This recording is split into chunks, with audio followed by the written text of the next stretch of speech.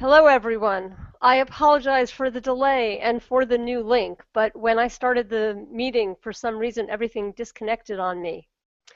So, welcome to the e-NABLE Town Hall meeting for August 24th, 2015. This is the weekly meeting where team leads are able to update the community on what's happening. I'm Justine Diamond, your host for this week's meeting. Please remember that you can ask questions through the Q&A feature. If you are watching on certain devices, such as an iPad, you may find you can't access the Q&A. Questions can also be posted to the event page in the comment section. We'll monitor both as we go on, answer questions as best we can, or at least direct you to the person who can answer your question. So I'll start with this week's calendar. So lazy days of summer, we are going to probably be a short meeting today because people are away, but whoever came up with that expression didn't know anything about e-NABLE. Our calendar has been packed this summer, and while summer is nearly over, our calendar doesn't show any signs of slowing down. Remember that the calendar is on the events page on the enabling-the-future.org website, and if you have any questions about any of the events listed there, or if you have an event that should be listed on the calendar, you can let me know by emailing me at events.enable@gmail.com. Okay, so this week, the last week in August, I don't know how that happened. August 26th is the kickoff for the Educators Exchange with Rich Lehrer at the helm. August 29th is the Cincinnati Maker Faire with Greg Dennison and Luke. Greg and Luke have really become media darlings these past few weeks. Last week there was a wonderful video by Ultimaker and an interview with a local TV channel. And the Dennison Clam has a couple of other interviews scheduled as well. If you're in the Cincinnati area, you might be able to catch those live, but there'll be links posted to the G+ community site as soon as they're available. If you'd like to meet Greg and Luke in person, as I said, they'd be at the Cincinnati Maker Faire, and on September 19th, they'll be at the Mini Maker Faire in Louisville, Kentucky. Sorry, on to September. September 5th is the Brighton Maker Faire in the UK, and Christopher Hills is heading that up. He's run the Maker Faire before to great success, so I'm looking forward to hearing how that goes.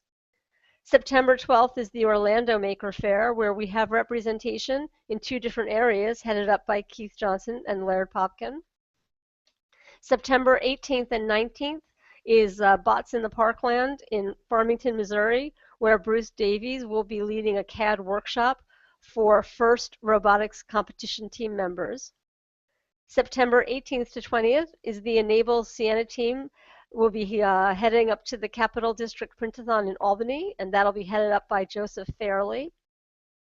On September 20th, John Diamond and I are doing a presentation, which will actually be my first, at the Hollow Hills Library out on Long Island in New York. September 24th is MakerCon in New York City.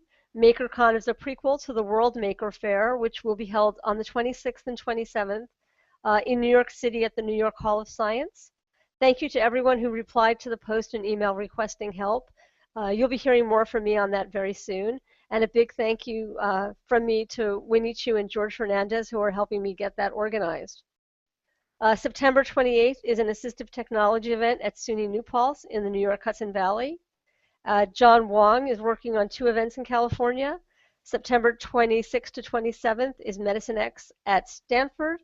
And the 29th to the 30th is the Rock Health Summit at UCSF Mission Bay. There's a lot scheduled for October as well, including the 2nd annual e-NABLE conference. I'll start talking about October events in just a couple of weeks, but I would like to add that the Charlotte Maker Faire application just went live. So if there's someone interested in representing e-NABLE in the Queen City, let me know and I'll help you get that organized. So that's a lot of events, isn't it? Well, I'd like to emphasize that nearly all of these events are being organized and championed by volunteers. You can do it too. If there's an event near you and you want to represent e-NABLE, or if your group has an event or is participating in a function, let me know so I can post it on the calendar and promote it in the town hall as well as on the community. I'd like to take a moment to talk about all the wonderful media coverage we've had over the past couple of weeks. You'll find links to those stories in the community. Nearly all of them will be in the case studies and print section. Greg Dennison and Little Cool Hen Luke were filmed by TV news crews. And as I said before, there was that short film by Ultimaker, which is definitely worth watching.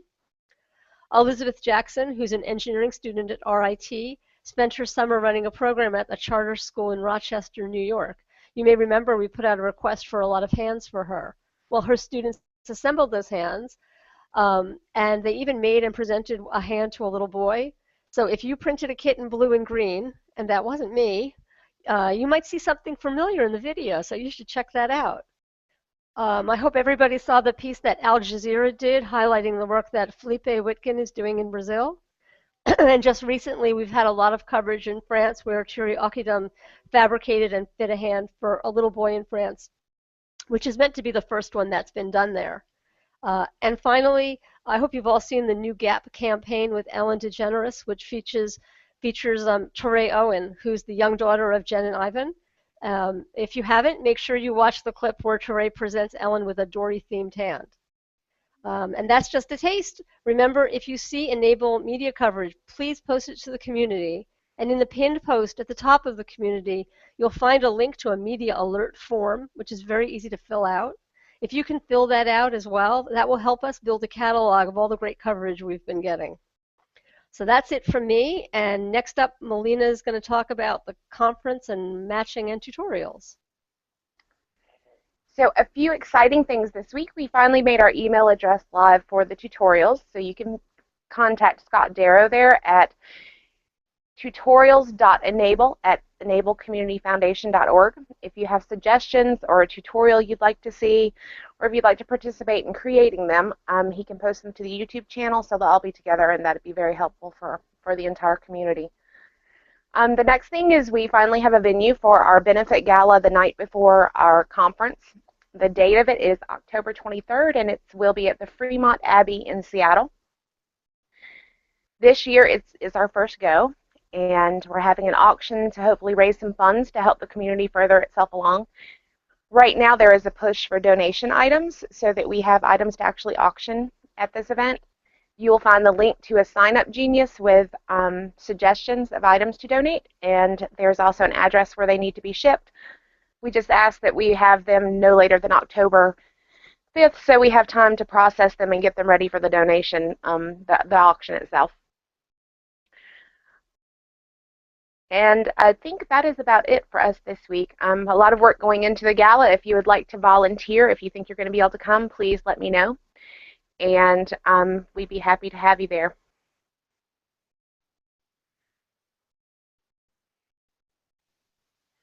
Thank you very much.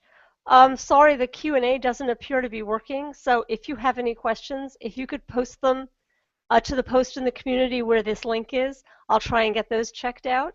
And while I go and check there, Maria, you're up. Great. So I wanted to just give a quick update on the amazing explosion of interest in having a chapter. This week we have been working with leaders of different types of groups who've been sending and calling with inquiries about starting chapters. These people are from all over the world, and they have varied points of view. So we have longtime e-NABLE volunteers and innovators in Colombia. We have new volunteers in Argentina. There's an OT school in the Philippines. There are youth group leaders in Boy Scouts, Cub Scouts, Girl Scouts, 4-H, and a couple of First Lego Leagues across the U.S. who contacted me. There's a wonderful instructor of a project-based manufacturing and engineering class in New York. And then there are high school students who are reaching out to us because they'd like to start a school or club. So I'd like to just raise everyone's awareness that if you are interested in starting a chapter, you are an informal educator, no matter how old you are. So please join us next Wednesday night for the kickoff of the e-NABLE Educators Exchange. Sometimes it's also referred to as the E3. It's taking place on again on the net as a Google Hangout on air, and it's taking place at 7:30 p.m. Eastern Time. So I'm hoping that you'll join us there, and that you'll also look to the updates to the website so that you'll have the resources that we're placing there for you. the other thing that I wanted to just let people know, if you look on the website next week, we have a need for volunteers to help with the setup and the smooth running of the conference and gala in October. So we'll be posting information there, but you can also email me. And I can be reached at maria.escala@enablecommunityfoundation.org. Thank you very much. Okay, we do not seem to have any questions on the community post. I apologize again about the Q&A. This was a very short town hall meeting this week. That's basically it. Thank you very much for stopping by, and thank you for your patience with our technical problems this morning. I won't be at the town hall next week, but I'll see you all again in 2 weeks. Have a great weekend, and I'll be looking for your updates in the community. Thanks a lot. Bye-bye.